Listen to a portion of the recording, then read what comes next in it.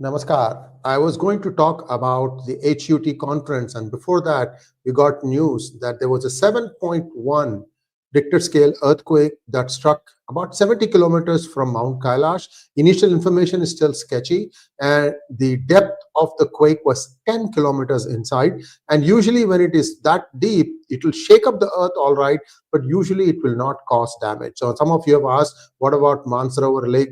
We don't know. There are about 3 or 4 villages in the vicinity of this epicenter, and the information is still being awaited. So this was a 7.1 tremor, and there have been a series of earthquakes in China. Is Mahadev getting angry? Is Mahadev trying to send us a message? What is really going on? Because this is the 12th one. These have all happened in the last few days. And stay tuned as we try to dissect this thing more and give you more updated information. Perhaps later in the day, when we have our regular programming, we'll give you an update on what happened, the extent of damage. It's about 300 kilometers or 380 kilometers from Lhasa, Tibet.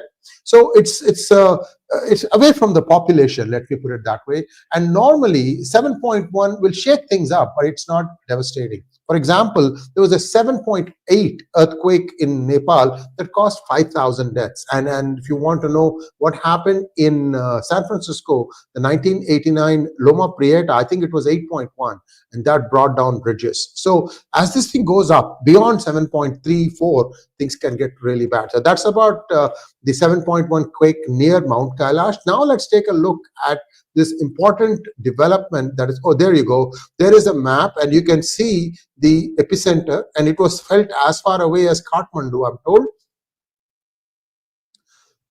And so the amount of damage, we have to still wait and see what happens. There you have it. This is the picture. Let's go on to the next topic, please. In fact, people say that it was felt as far away as Bihar. So yeah, 7.1 is going to do that. It is a massive one, and this is happening right at the place where the two tectonic plates that have been rubbing. We know how Himalayas got formed millions of years ago. This is exactly at that plate. So something is going on there. Mahadevji definitely is angry. Now let's go on to the other topic we're going to talk about. The Hizb-ut-Tahrir is going to host a conference in Canada, and it hopes to eliminate. What is it that it is going to eliminate? I'll tell you in just one moment. I hope you have already liked this video. This is like very first out the gate. You are going to probably hear about this quake the whole day today in mainstream media, but we pep everybody else, and this HuT conference also is fairly serious. So we're going to share with you what the data is, and those of you who don't know what HuT is, HuT was prominently figured in the recent happenings in Bangladesh. This is one of the extremist organizations that is seeking out Hindus and raping, plundering, killing them. We still don't have an update on the 44 missing women Hindus and in the district of Khulna, and we haven't got any update on that. I hope to give you an update as soon as I get it. And I also told you about Chinmay Das, where he needs to again move the court to try and get adequate supply so he can even cook his own food. So that's where things stand. Hizb-ut-Tahrir has been active in Chennai, of all places, since 2003. But amazingly, the police in Chennai did not find out until the NIA moved in and arrested 2 HuT people about 2 months ago, I think. And this was something that was discussed at length with Sree 𝗤𝗏𝗏. You would have seen that video. So I'm just trying to connect the dots here. We have been one of the first ones to identify this as a very dangerous radical Islamic outfit. So the conference is going to start on the 18th of January in Mississauga, Ontario. Toronto, I think, is also in the same vicinity, I think. The theme of this year's event is the Khilafah or Caliphate, eliminate the obstacles that are delaying its returns. They're not even trying to hide the agenda here. They are telling outright that we are going to assert caliphate across the world. And the Facebook posts that are describing the event are saying that this is a strategy session to overcome colonialist superpowers, US, Europe, Russia, China, and so on and so forth. And I'm going to share with you some of the topics. Nationalism and regimes. frontline enemies of Islam. Only the Khilafah will liberate Palestine. Everything else is a distraction. They're going to walk a fine thread here, I think. They'll stop short of saying that all the Western civilization should be eliminated. I hope not, because the courts and the governments can take cognizance of this and act before this becomes dangerous. In my opinion, this is crossing the line as far as freedom of speech is concerned. Coming into somebody's house and saying that I wish to kill you, it's not going to work. Now, who are the speakers and topics? Nationalism and the regime's frontline enemies of Islam. The speaker is Abu Omar. The colonialist powers, busting myths and erasing our fears. The speaker is Malik Abu Luqman. Only the Khilafah will liberate Palestine. Everything else is a distraction. Speaker is Bilal Khan. Despairing in the victory of Allah, SWT, I don't know what that means, is forbidden. Trusting in Him is an obligation. Speaker Dr. Jilani. I bet you that some of these people are from Pakistan or Bangladesh or perhaps Malaysia. I don't know exactly, but this reeks of trying to rustle up passion, and you can see that the support for Hamas is dwindling quite rapidly in United States, Canada, and in UK. You have the lumpen molten still doing it, but there is not that much the broad-based support is going down. So let's hope that sanity prevails and some arrests are made and such events are banned in the future. That's all I can say, because what is going to happen if you don't stop this kind of nonsense is just immeasurable. There is a religion, please understand this, there is a religion that says anybody who doesn't believe in that religion should be killed. If you don't belong to this religion, and I don't, this is the message that's being given to me.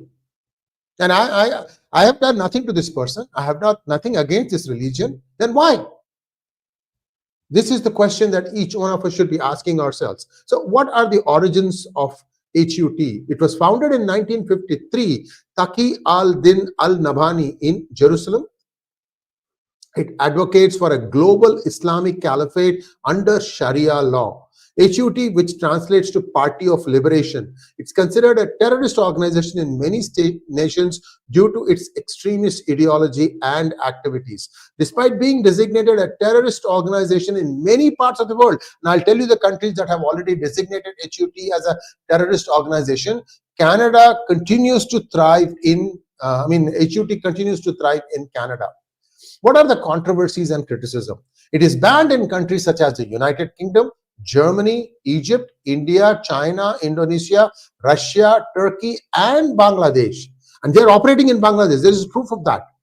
UK banned the group in Jan 2024, citing anti-Semitism and praise for the October 7th terror attack. So HuT was one of the organizations that was praising the Hamas for carrying out the October 7th attacks. India's Ministry of Home Affairs banned HuT on October 10th, 2024, and the group was proscribed under UAPA, Unlawful Activities Prevention Act. MHA stated that HuT was banned for its involvement in radicalizing youth to join terrorist organizations such as ISIS and raising funds for terrorist activities. Now, India's NIA filed charges against Abdul Rahman and Mujibur Rahman, individuals linked to HuT, for alleged terrorist activities in Tamil Nadu and other regions. The federal agency carried out raids against HuT operative in Chennai. By the way, some of these things are happening because of the reporting in P-Gurus. Please understand, viewers, if you have not already liked our video, and also if you have not subscribed, you may want to do so. And this is dangerous stuff, I can tell you. And I'm just doing it because nobody else wants to do these things. The outfit was also promoting terrorism by using various social media platforms and secure apps. Secure apps is a whole new territory that we have not looked at. I mean, we think everything is being shared under WhatsApp and X and Y and Z platform, but there is something beyond all these things, private apps that are being shared, and what kind of vitriol gets passed around, I don't even want to know. What are the concerns over this conference? Despite global bans, HuT operates openly in Canada.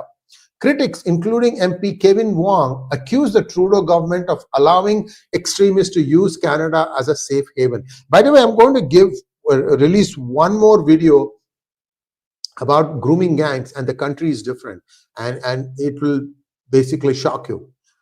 Trudeau is accusing of support.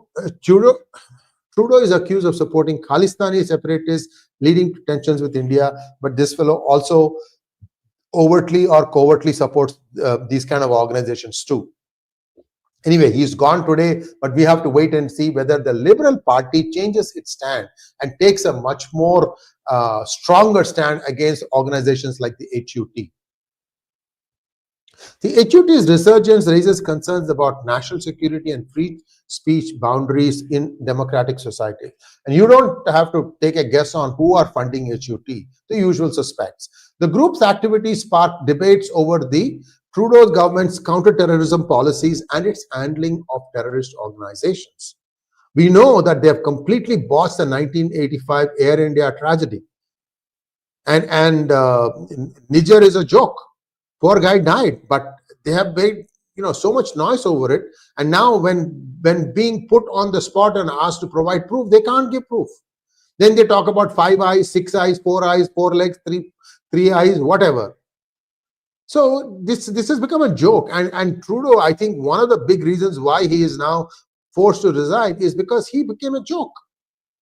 The exact location is undisclosed and the attendees are registering via Eventbrite. So the conference location, so there is some concern that Canada might shut this conference down, which is why they are keeping it very, very secret. Eventbrite has also received criticism for supporting an extremist event like this. The conference reflects the group's ability to operate in regions with weaker counter-terrorism policies. I think this is a joke. This organization should be banned in Canada too, and they should not allow something like this, even if it's online, to proceed. Enough nonsense has been spread, enough poison has been spread, and I think the world will be a better place when such organizations are completely extinguished. This is my personal view. So this is where we stand right now. Like I said, just one moment. Thank you. Like I said, the extent of the damage from the 7.1 earthquake is still being awaited. This happened just like 10 minutes ago. I was about to go on air and I noticed it and I changed the headline. I also changed the graphic, and we have to wait and see. Like I said, there are 2 aspirants for the throne of Prime Minister. It is going to be full of thorns right now because elections are going to be at the latter part of this year. They don't have much time to do course correction or to try and change the messaging. I think the Liberal Party will lose regardless of who leads it. So we'll wait and see how it goes. Thanks for watching. Please like, share, and subscribe to our channel. Don't forget to click on the bell button for notifications. Namaskar.